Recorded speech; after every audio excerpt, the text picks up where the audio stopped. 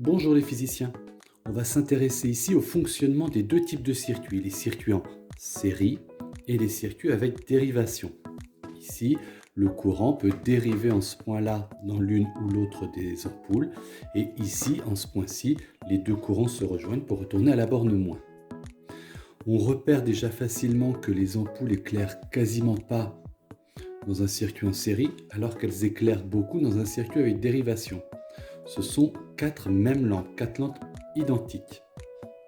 On peut repérer aussi que si j'enlève une lampe ici, l'autre ne fonctionne plus.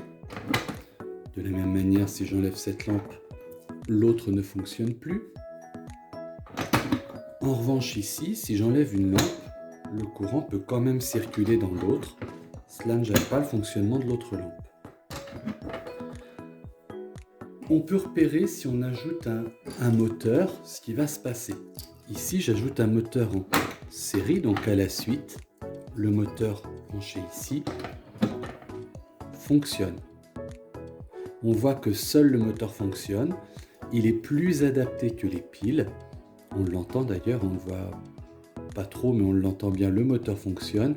Il est plus adapté que les lampes à la pile, c'est pourquoi c'est lui qui fonctionne. Si je place le même moteur dans un circuit avec dérivation, je rajoute une dérivation, je le branche toujours entre ces deux bornes-là. On voit ici qu'il tourne un peu plus vite, sans gêner le fonctionnement des lampes.